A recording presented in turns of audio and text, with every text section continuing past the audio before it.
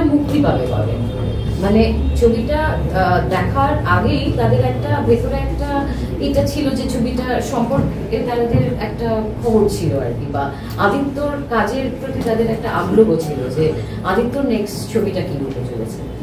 তো সেইখানে আমি বলেছিলাম প্রিয়ঙ্করকে যে হলে 3 ধরনের জায়গা ছিল না, সিঁড়িতে বসে দেখেছি লোকে, দাঁড়িয়ে দেখেছি, এবং বাইরে প্রচুর লোকজন আমাদের ঢুকতে দাও করছিল। ভেনিসেও তো যদিও একটা সিট অন্তর আমাদের বসতে হয়েছিল, ভেনিসেও আমাদের স্কাইপে ছিল সেখানে, এবং ভেনিসে লোকে জিজ্ঞাসা করছে এরকম ছবি ইন্ডিয়াতে হয়। ক্যারেক্টারের শেড যদি বলি, ক্যারেক্টারটা দেখে খানিকটা মজা লাগে, মানুষটা মজা না, মানুষটা যেটা করছে কিছু ক্যারেক্টার শেড নেগেটিভ পজিটিভ বলবো, সেটাই বললাম যে পজিটিভ না আর কি, কোনো ক্যারেক্টারই হয়তো পজিটিভ না এখানে, সবার মধ্যেই কিছু না কিছু ভালো খারাপ মিশিয়েই আছে। এই মানুষটা খারাপ মানুষ না, কিন্তু কি বলবো, মানে একে তোমার খুব একটা পছন্দ হওয়ার কথা না।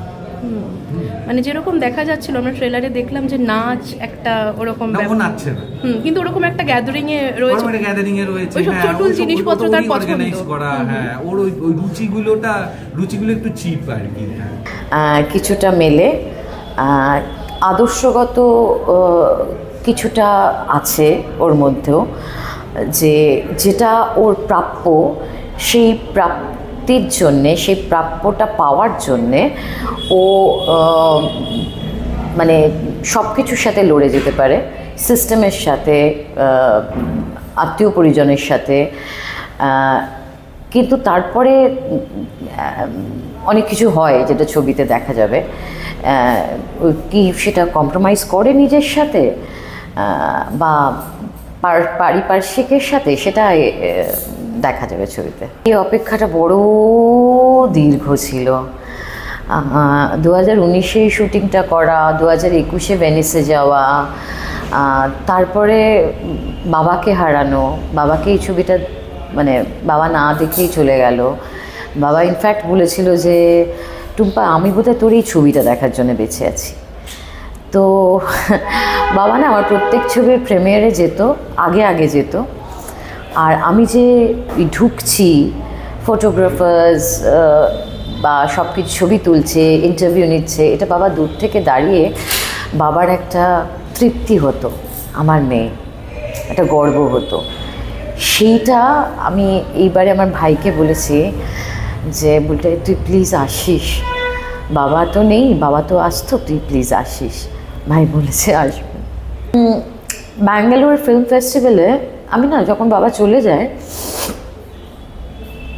আমি মনে মনে একটা ঠিক করেছিলাম যে আমার ছবিটা যখন এরকম বড় হলে দেখাবে স্ক্রিনে, আমার পাশের সিটটা আমি বাবার জন্য খালি রাখবো।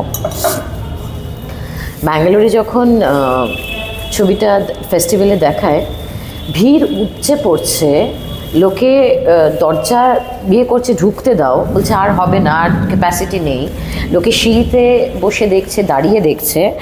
আমার পাশে 2টো সিট ছিল বাঁদিকে, তো একজন বসে আছেন, তার আর একজন আসার কথা, তিনি এসে পৌঁছলেন না, আমার পাশের সিটটা খালি থেকে গেল।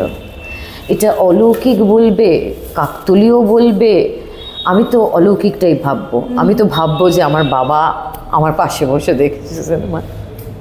বাবা চলে গিয়ে আমি অর্ধেক মরে গেছি, এরকম নাম নিতে নেই, মানে কাঁদতে নেই, ওদের অসুবিধা হয়।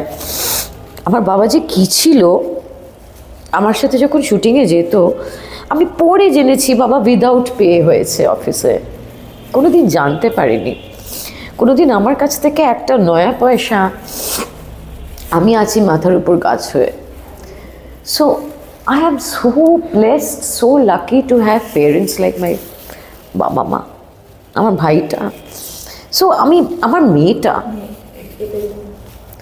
মানে অনেকে অনেক যন্ত্রণার মধ্যে আছে, যাদেরকে নিয়ে আমরা হয়তো আলোচনা করি, মানে পিএনপিসি করি, তাদেরও অনেক যন্ত্রণা আছে যেটা আমরা জানি না, কিন্তু আই অ্যাম ব্লেসড। আমার এই লোকগুলো না gem, jewels in my life. ইলা বিভিন্ন জায়গায় ঘুরে, ভেনিসে ঘুরে, New York, Los Angeles, Washington, Egypt, সব জায়গায় ঘুরে এখন ইলা 7 ফেব্রুয়ারি আসছে মায়ানগরের সাথে হাত ধরে আদিত্য বিক্রম সেনগুপ্তর ছবি 7ই ফেব্রুয়ারি রিলিজ করছে। সবাই রিলেট করতে পারবে কলকাতা। আমি চাই সবাই আসুক, সবাই দেখুক, সবাই কোথাও না কোথাও নিজেকে খুঁজে পাবে ছবিতে, তো এটাই আশা।